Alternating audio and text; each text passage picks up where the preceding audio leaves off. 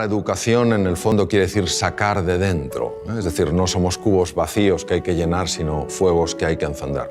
Y en este sentido me gustaría contaros una historia que a mí personalmente me ha marcado mucho. He hablado en distintos foros sobre esta historia porque señala lo que para mí es la diferencia entre profesores y maestros.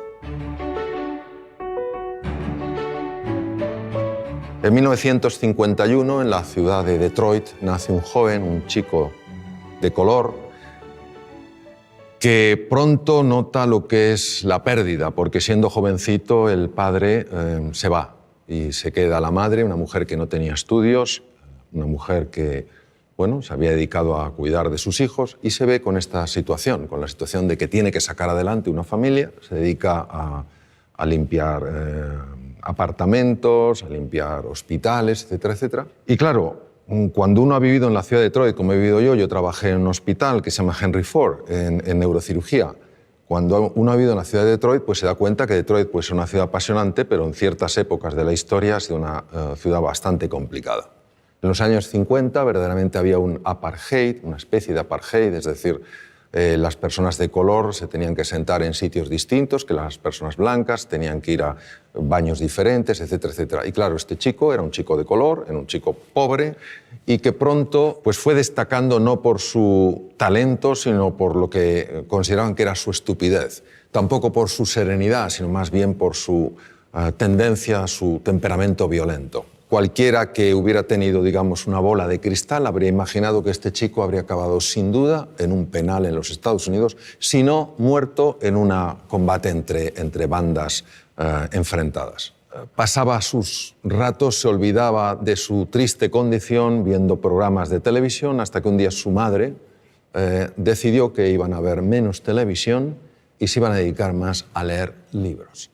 Y les obligó a leer libros yendo a la biblioteca pública de Detroit, y el joven Benjamin, empezó a enamorarse de los libros. Quiero que entendáis que en el colegio este niño tenía las peores notas, pero había un profesor, el profesor de ciencias, que verdaderamente era un maestro. Él creía que en todo ser humano hay grandeza, que en todo ser humano hay potencial, y que la misión de un maestro es ayudar a que ese potencial se despliegue y florezca.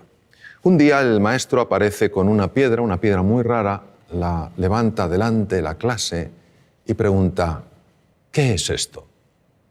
Se produce un silencio porque nadie sabe lo que es eso, salvo una persona, que ya os imagináis quién era: Benjamin. Pero Benjamin era el tonto de la clase. La primera pregunta es ¿por qué lo sabía Benjamin? Benjamin lo sabía porque en la biblioteca pública se había dedicado a leer libros de ciencias y por casualidad o sincronicidad, quién sabe, había encontrado libros sobre minerales y había una foto de esa piedra. Pero ¿vosotros pensáis que el tonto de la clase se atreve a hablar? No, porque tú mismo ya matas la respuesta antes de que nazca, es imposible. Si no lo sabe el resto, tengo que estar equivocado, aunque parezca que estoy en lo correcto. Pero el profesor sostenía en la roca: de verdad que nadie sabe lo que es esta roca. Y tímidamente el joven Benjamin alzó la mano. Es muy fácil decir: venga, Benjamin, ¿cómo lo vas a saber tú? Si tú no sabes nada. Pero aquel profesor mantuvo un espíritu curioso, interesado. Él sabía que en todo ser humano hay grandeza. La buscaba. Benjamin, ¿tú lo sabes? Sí. ¿Qué es? Obsidiana. Correcto. Pues ¿sabes algo más de la obsidiana? Y vaya que sí sabía el joven Benjamin. Empezó a hablar sobre la obsidiana, las temperaturas elevadísimas, luego el frío, cómo cristaliza la roca, etcétera, etcétera. Supuso un antes y un después en la vida de este chico, porque este chico recuperó la confianza en sí mismo. Creyó que era posible aprender. Creyó en sí mismo. Este chico pasó de ser el último de la clase a ser el mejor estudiante de su colegio. Hizo realidad su más profundo sueño, que era absolutamente imposible: ser médico.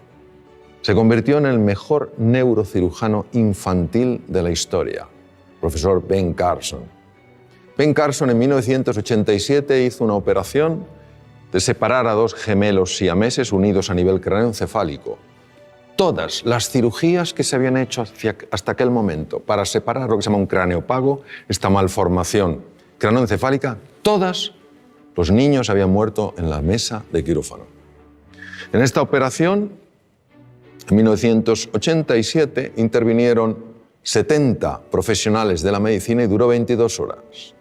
Los 2 niños salieron adelante, vivieron y estuvieron bien y sanos. Él aplicó técnicas especiales de cirugía cardíaca a la neurocirugía.